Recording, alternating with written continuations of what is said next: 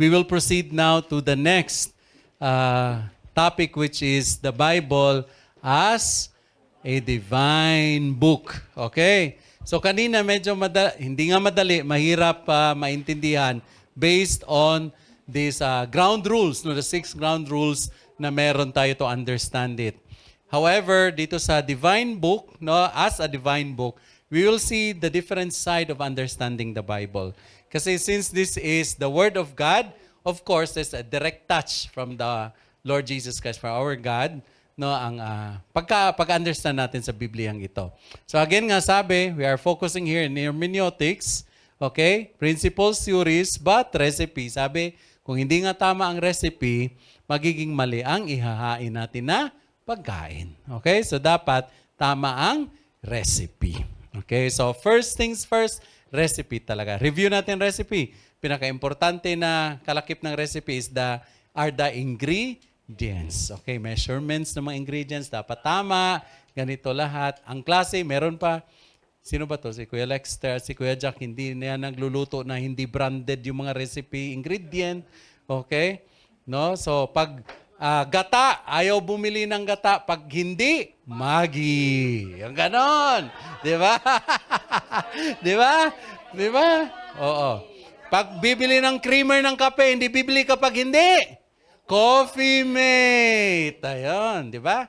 Kasi mag-iiba ang lasa. So, may mga ganon. But it's good. No? Kaya ngayon, walang nagbukas sa kape na, ano yung pangalan yan? Galing Poland. Ha?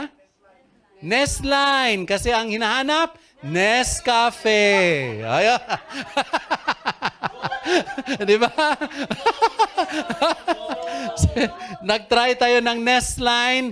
Okay. Next in line ka lang. Okay? Di ba? So, praise God. So, let's go forward po. Hermeneutics, sabi nga, Bible as a divine book. Okay? In 2 Timothy 3:16, we all know, sabi ni Ate Roan, no, that the scripture is God-breathed. Okay, so it's God-breathed. Nagmula sa ating Panginoon. Okay. So, the Bible is like no other book. It is unique for it has come to us from God Himself. This is evident from its own claims to inspiration. So, dito na po tayo magdi-deal with so many things about what we call as conviction. Okay?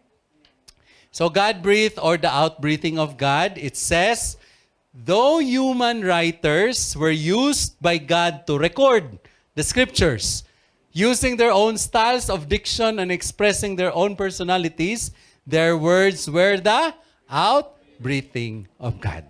Okay, their words were the outbreathing of God. So which means they are the ones inspired by the Spirit to write the mind of God. Okay? So that it can be translated for people to know who God is. Okay, so lahat nagmula sa Diyos. Okay, and there is what we call as a process that if God speaks, no, speaks to the human mind, God reveals, no, Himself to us. Okay, we call it the revelation. No, towards the mind of people, okay? When God speaks to us, to the mind of people, we call this as the revelation of God. Okay. So, from the mind of man, okay, to the written word, we know that since God revealed His message to the mind or to the person, this is being inspired, no, by the Holy Spirit to be written in word. Okay? So, naisusulat siya. Okay? So, this is inspired by God. So, which means, galing talaga sa Diyos. Ginamit lang tayo ng Panginoon para maisulat ang kanyang kasulatan, yung kanyang kaisipan. Okay? So, from the written word, sabi nga dito, is the illumination. This word illuminates in us is making action. Okay? To the heart of the reader. This being interpreted to the heart of the reader. So from God, writers, it becomes the written word. And from the written word, it is being served to the people. Okay? Illumine. Kaya nga sabi dito, the illumination, when we are here, marami kasing mga nagsasabi na, ay, ayoko sa BNE. Bakit? Hindi ko gusto ang mga preachers doon. Okay? Hindi ko gusto mga preachers doon. Okay? So, bakit kasi hindi anointed, hindi magaling, hindi ganito, ganyan. No? So, ayaw ko sa ganito, ganyan, ganyan, ganyan. No? Kasi hindi daw magaling, ayaw ko magsimba doon. But that's true, no? Anointing is very essential, no, for preachers, teachers who stand here to speak the word of God. Anointing is there, no, unnecessary. We pray for that. That sometimes may mga problema din sa ibang mga pastors or mga preachers na sasabihin palagi, bahala na si God. As the Spirit leads. Abuse na yan. As the Spirit leads. As the Spirit leads, there's nothing wrong with that. No? As the Spirit leads, because the Spirit will continue to manifest. Because ang ihahayag natin is the Word of God. Hindi niya hahayaan nyo na may sasantabi. Okay? But the point is, since we are being used by the Lord, no, as the preacher or the teacher, no, dapat din natin paghandaan. And we ask for the anointing of God. Now, in recent times now, hindi lamang dapat ireklamo daw ang mga preachers at mga pastors, ireklamo din daw ang mga miyembro. Kasi mga miyembro din daw, nakaupo lang dyan, dapat anointed din para maintindihan nyo ang ipinarating sa inyo. Kapag hindi nyo naintindihan, hindi rin daw tayo anointed. Okay? In some churches, hindi daw pastor ang mga pinapalitan. Ang pinapalitan, members. So, kaya, ikakaano naman, no? Pero, that's why.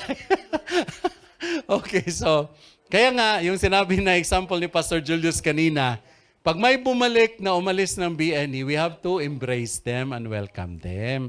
No, kasi nga, ay nakakatuwa na makasama naman natin sila ulit. And what we are experiencing now, we will be glad and joyful to share it to them again. No? At magiging makakatulong tayo for them to really understand what we are going through. Okay? So, heart of the reader. All right. In Hebrews 1, verses 1 to 2. Pakibasa nga. Nababasa ba?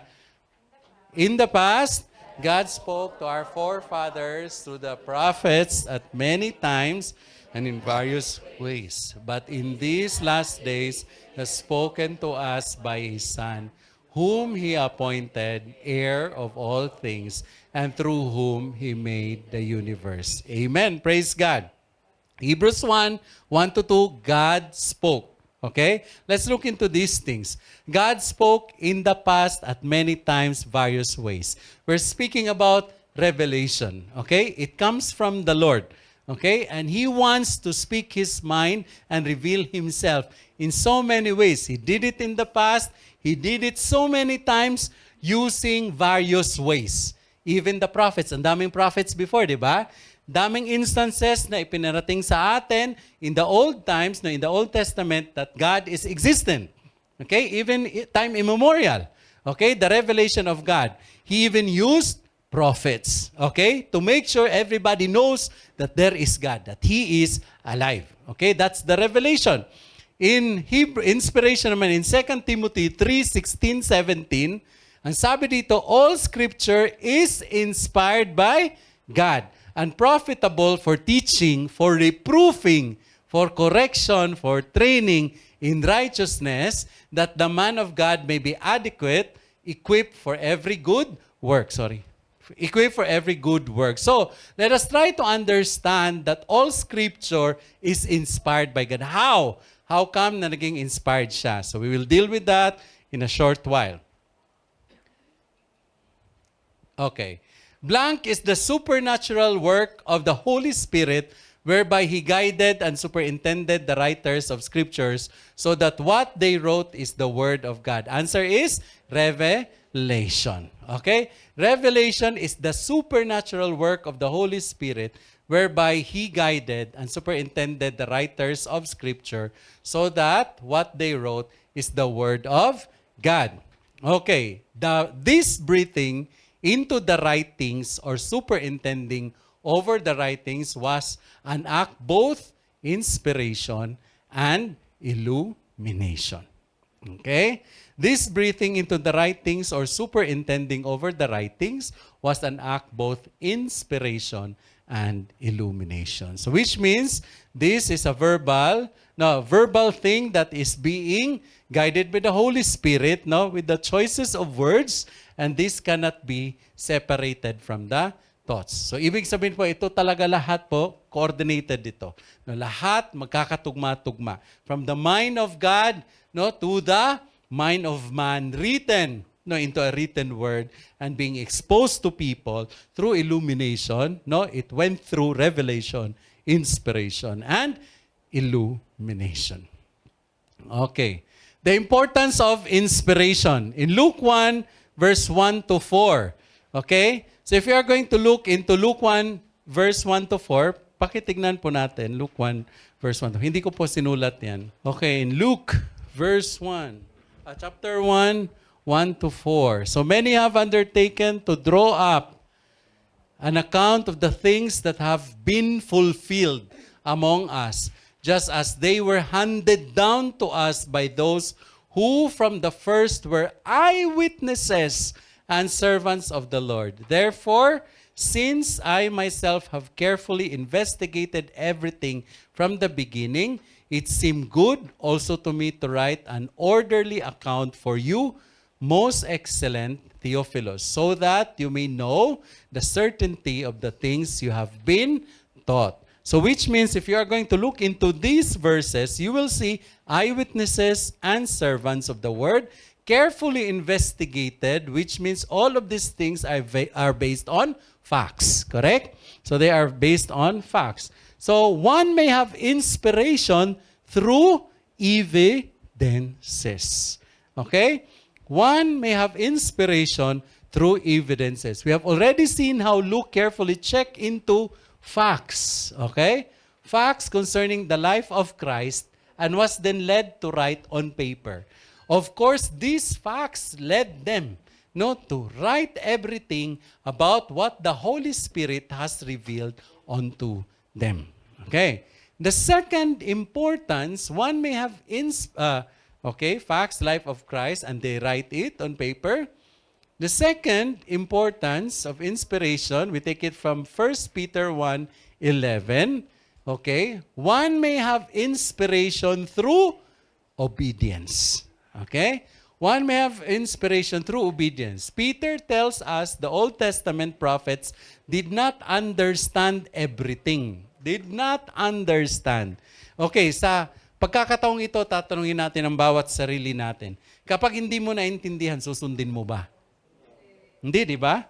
Kapag si Ate Roan sinabihan ng kanyang boss, sundin mo ito, tatanungin niya, bakit? Huwag ka na magtanong, sundin mo lang. Susundin mo ba? Hindi. Baka mapapahamak ka. Diba? But since this is an inspiration from God and you know that it comes from God Almighty, you know, the author, the creator, Him who has all the authority, what else can you question for? Okay? Then, by obedience, even though they did not understand, they are being used as an instrument of God to make the written word. Okay? So, they obey. So, inspiration through obedience. That's why lahat tayo, masasabi natin, in-inspire ako ng Panginoon. You don't understand, but sometimes you obey.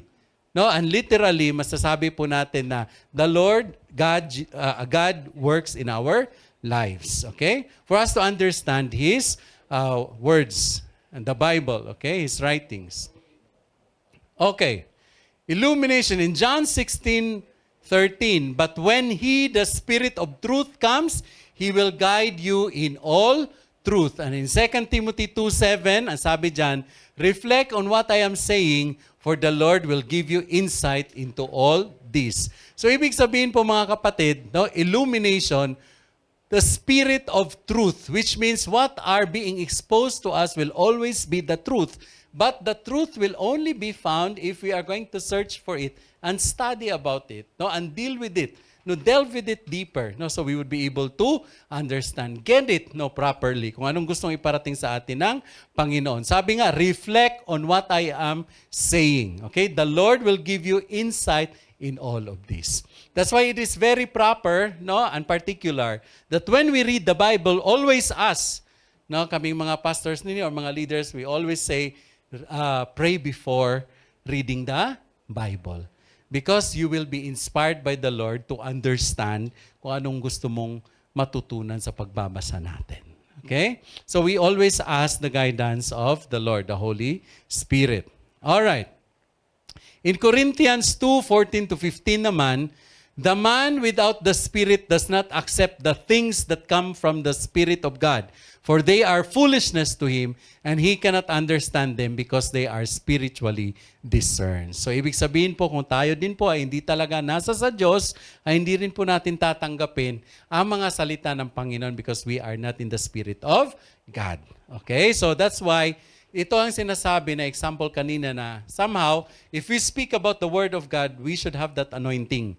Okay? We should ask for that anointing from God, not to speak on His behalf. And for us also to understand the Word of God, we also need to ask for anointing. Okay? Hindi lamang po sa mga nagsasalita, but sa tayong nagbabasa at nagsasaliksik sa salita ng Panginoon. Okay. So, if and when this person is what we call as the one who does not respond to the Spirit of God, no, by inspiration, we are actually having spiritual blindness. Okay? So, spiritual blindness. Okay? So, if meron tayong spiritual blindness, meron tayong problema dyan. Okay? So, maybe we have to look into ourselves kung ano po mga bagay na mga hindi natin tanggap that prevents us to understand the Word of God. Pangalawa, okay, in 2 Corinthians 4:3-4, and even if our gospel is veiled, it is veiled to those who are perishing. Okay? The God of this age, who is the God of this age? Satan, correct? The God of this age has blinded the minds of unbelievers so that they cannot see the light of the gospel of the glory of Christ, who is the image of God. So we call this as your mental blindness. Okay?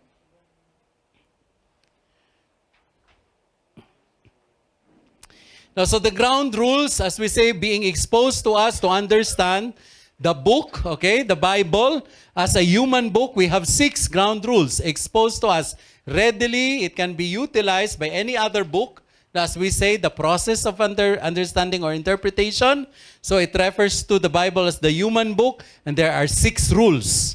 Okay? What we are dealing now, and what I am going to discuss to you now, would be 4 underground rules naman, no? That can only be exposed to us by conviction. Okay? By conviction. So we have rule number 7, number 8, number 9, and number 10 as our descriptions for understanding the Bible, no, as a divine book. Okay, so rule number 7. Okay, let's go to rule number 7. Rule number 7, the Bible being a divine book is inerrant. Okay, what is inerrancy? The absence of error. Okay, so the absence of error. Very simple. So we are going to understand the Bible, no, according to its inerrancy. All right. Now, the Bible, being inerrant, is consistent with God's character. If the author of the Scripture is of truth himself, then what he has written also is in truth. That means, if God himself is inerrant, the Scripture itself is also inerrant. Okay? If the author is full, 100% truthful, what he writes is full, 100% truthful as well. Okay, so that's why it is consistent with God's character. So hindi natin mapupulaanan ang karakter ng Panginoon na siya ay mali. Okay? So ang isinulat niya tama, so we can see it reflects the character of God. The Scripture reflects the character of God. It's 100% true. So if Scripture is God's inspired word, and God speaks only truth, then Scripture is completely true. Okay, do we believe Scripture is completely true? Amen. Do we believe we have 66 books? How many Old Testament? How many New Testament? What's the formula? 3 and 9, 3 times 9. Okay, wala namang kaka-forget na na. Alam na natin yan. Alright. So God, truth, Scripture, true. Okay? So it acquaints, okay? It is parallel to each other. So hindi pwede na totoo si God, ang isusulat niya ay mali. Okay. So it's the same thing with us. No, if we are preaching, teaching, or even understanding the Word of God, we aspire to arrive at the truth, to deliver the truth, to serve the truth, perfectly the truth that comes from God. No, so we need the inspiration that comes from Him. So, all of this reflects the truth. Okay, the inerrancy of all of this reflects the character of our Lord. Okay. So the character of Jesus illustrates full inerrancy. How are we going to illustrate that? Now take note, Jesus came from a human parent, but no, through the Holy Spirit, we say that, and also, the Bible comes from human authors na ginamit niya, inspired by the Holy Spirit. Okay. But of course, both of them come from God. No, lahat kay God. But let's try to look into this. Human parent, Holy Spirit becomes the living Word. Jesus is the substance of the gospel. Which means, during the olden times, no, the Old Testament, we hear God, no, through the Old Testament, yung boses ng Diyos lamang na nagsasalita at nagko-command sa mga tao. Okay? But the real substance became the living Word in the person of Jesus Christ. When He came to be, all of those things na nangyari sa Old Testament, wala na yung saysay kasi nandyan na si Jesus Christ. Okay? Siya na ang ibinigay. He is the living Word already. Okay, kaya sabi ni Pastor Julius, yung mga pagsasakripisyo natin dati, na mag-aalay ka ng ganito, ganyan, ganito, ngayon hindi na natin ginagawa kasi na-fulfill na yan ni Jesus Christ. Okay? So, this person who is Jesus Christ is without sin. He is perfect. Alright. Human author, inspired by the Holy Spirit, become the written word. Sino tong written word nito? Describing the person of Jesus Christ pa rin. Since He has without sin, this written word is also without error. This explains the full inerrancy between Jesus Christ and the written word, the gospel, the Bible. So if we believe that Christ or God is perfect and inerrant, then we have to believe that the scripture is also 100% true. Okay? So reading the gospel, reading the word of God means it takes time and attention for us to arrive at a truth. Okay? So hindi siya madali, pero the Lord lead us into truth. Okay. Gets? All right? So if this is the cause, no, truth embodied in the incarnate Word. Okay, this is the truth embodied in the incarnate Word, who is Jesus Christ. Okay, incarnate, Jesus Christ. Ang pangalawa, it is the truth expressed in inspired Word. Okay, truth embodied in the person, okay, Jesus, expressed the written life of Jesus, okay, of our God, no, in the Word. Okay, it is through inspiration. So makikita mo ito pa lang na figure na ito, diagram na ito, you would see and understand that there is total truth and inerrancy, full inerrancy in both Jesus and the Word of God. Okay, rule number 8. The Bible, being a divine book, is authoritative. Okay. The Bible, being a divine book, is authoritative. Who is the authority in the church? For us, Christians, the Bible. Okay? So, hindi po ang authority dito sa BNE, kami ni Pastor Jules, Pastor Regina, or ang mga council members. But the authority in BNE is the Bible. Okay? We submit to the Bible, then we apply what the Bible tells us to do. Okay? We only are here to represent what the Bible wants us to do. And of course, since we believe in the Bible, we believe in Jesus Christ. So ultimately, we know that the peak of the umbrella, on the height of the umbrella, in the hierarchy of organization of the church should be Jesus Christ. Okay? So, that's why po dito, hindi po namin pwede na gamitin yung mga pangalan namin to impose authority. But we always have to expose the truth, the biblical truth. So, ang ituturo namin dito, puro talaga sa Biblia, hindi by our own perspective. Okay? So, hindi namin kaya yun na i-slide in yung aming gustong dapat na i-implement sa church no, by our own prerogative.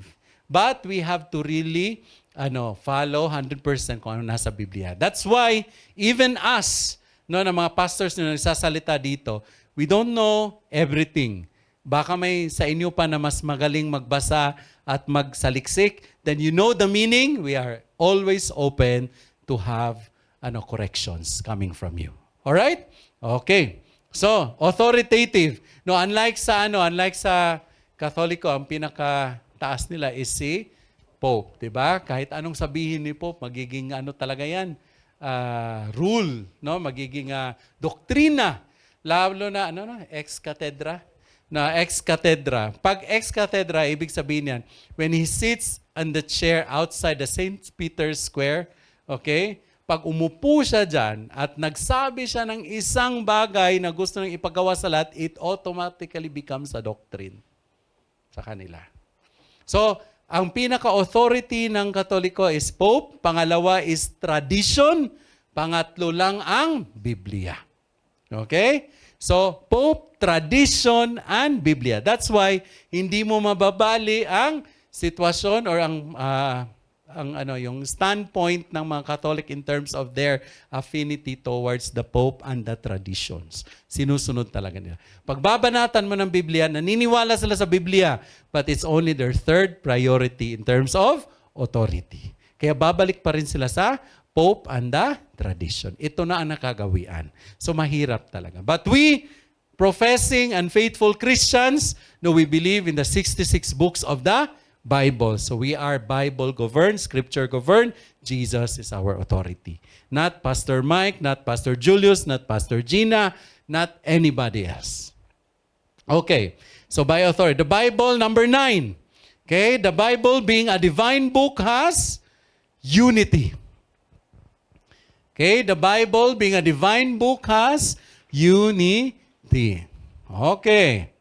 So, of course, unity. Alam naman natin na ang pinagmulan ng Biblia po has been quite some time. No, years and years, centuries of writing, no, discoveries of artifacts, and a lot of things po that signify the truth and the existence of the Bible, the writings, no, of the Scripture. Okay, makikita natin the long period of time.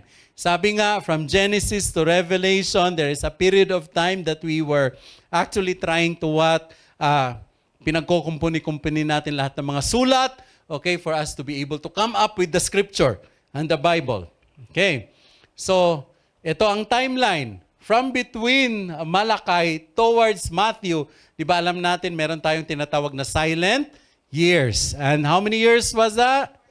400 years. But the total, in total, na pagsisimula, no, from Genesis to Revelation, pagsusulat nito, it takes 1,500 years. Okay? Approximately 1,500 years.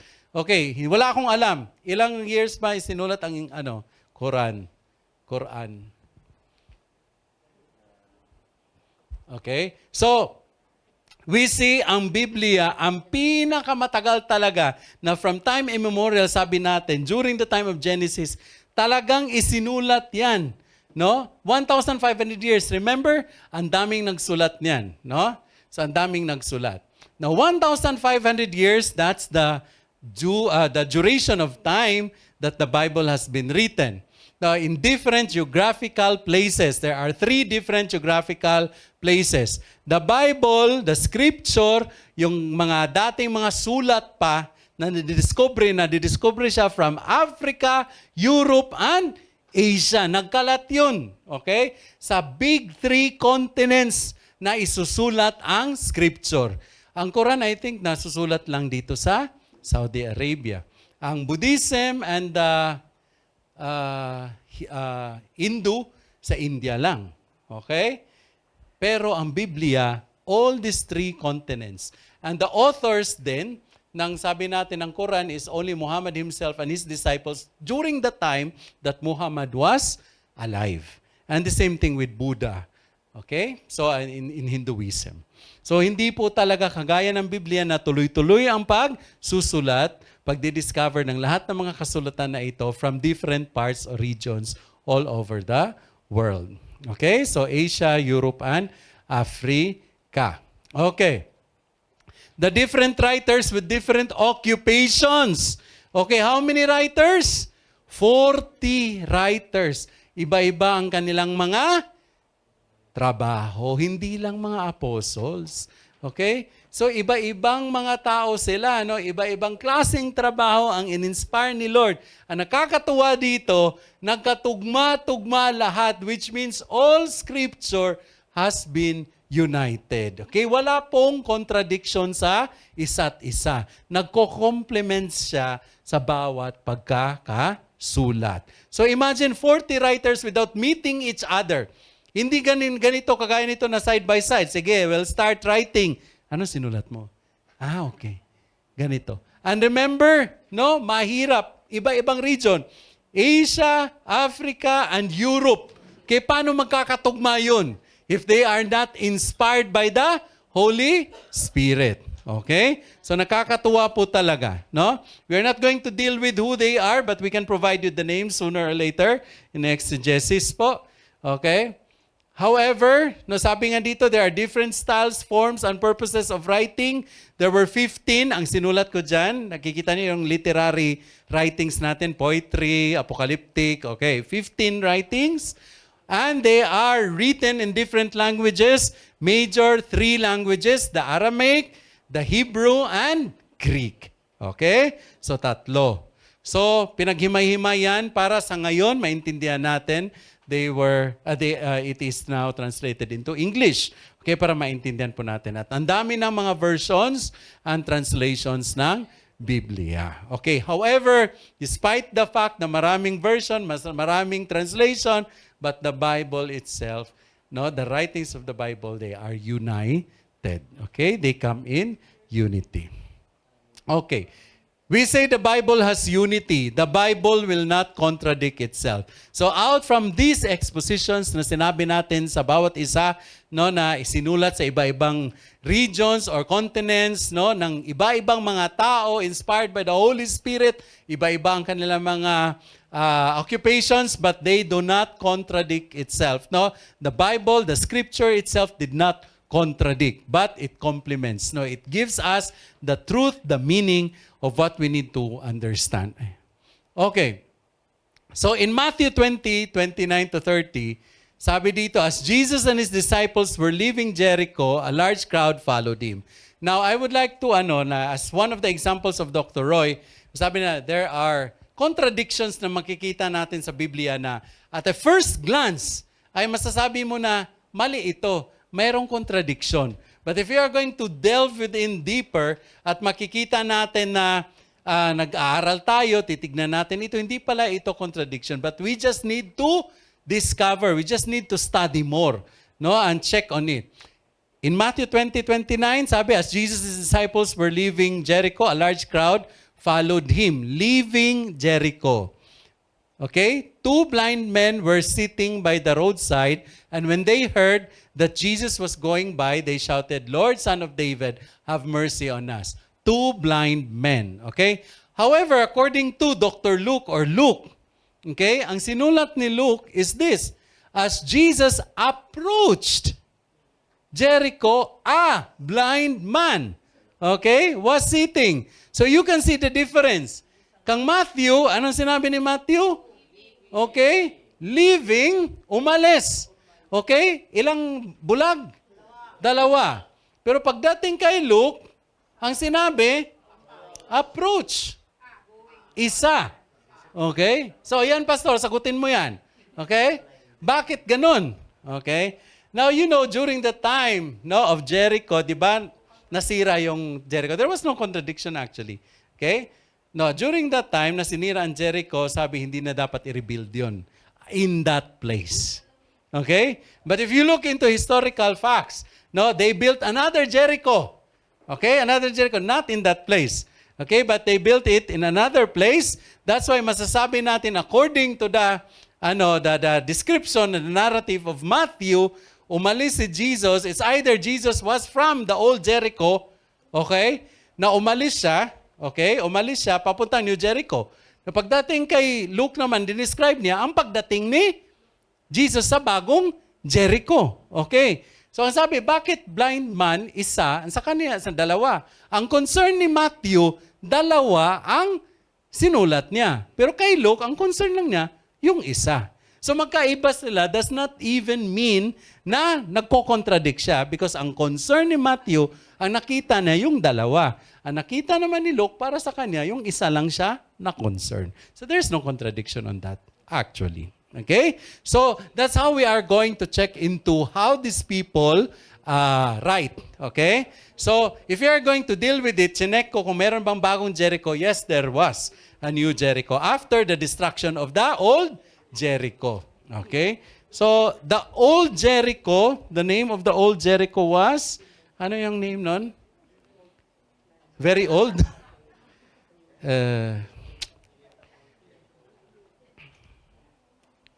Ancient Jericho is called as the Tel Es Sultan.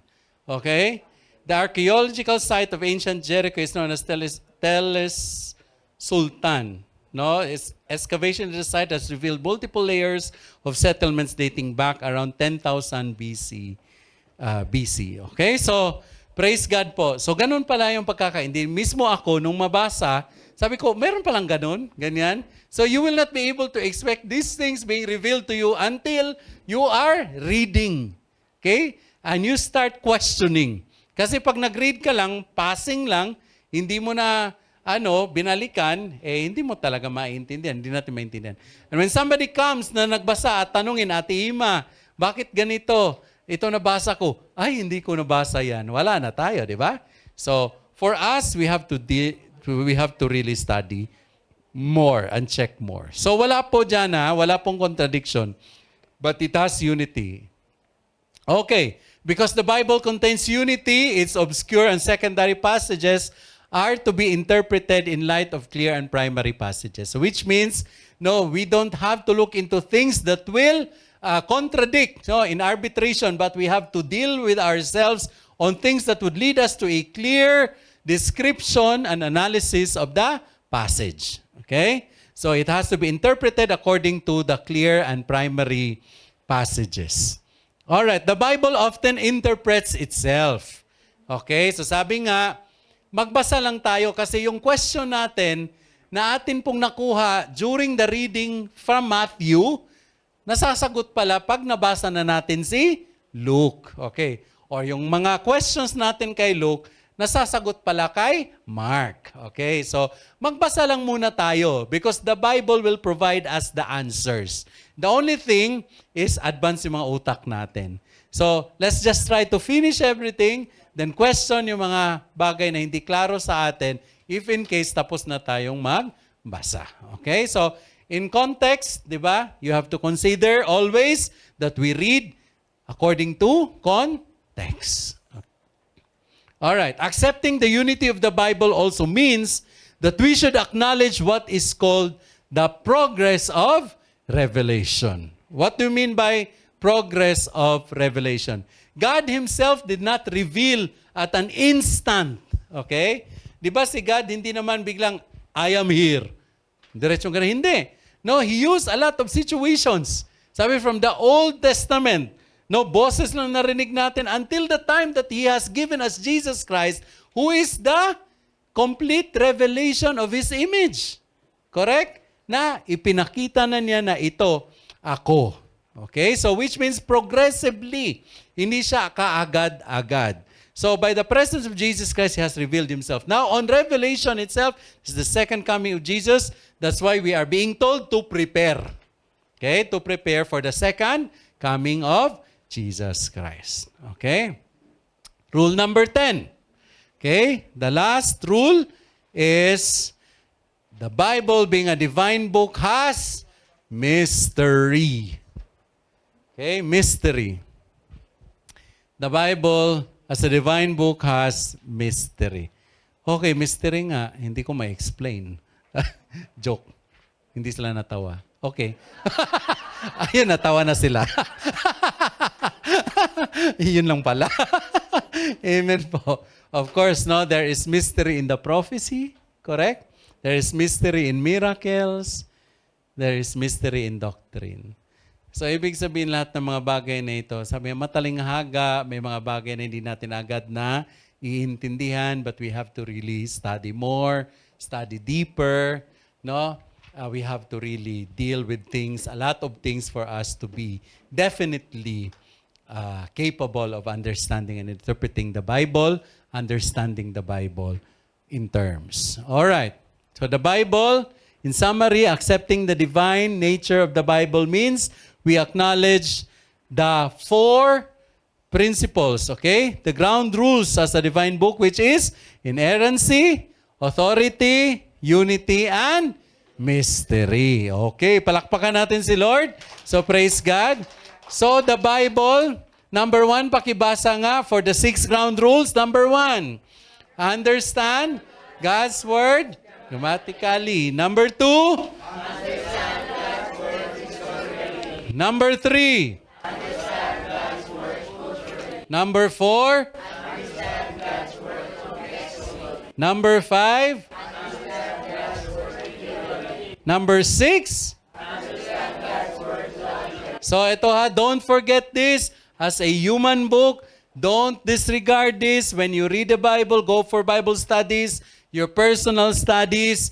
Please always utilize this. It doesn't mean na gagamitin lahat at one instant, but you can utilize all of these ground rules, no, as it applies to the terms and the passages and verses that you want to study on the Bible. Okay? And our 4 ground rules, number 7, understand, is inerrant. Number 8, word is authoritative. Wala na sila. Number 9, wala na kayong unity again. Understand that God's word is unity. Wala na kayong unity talaga. Number 10, understand that God's word has mystery.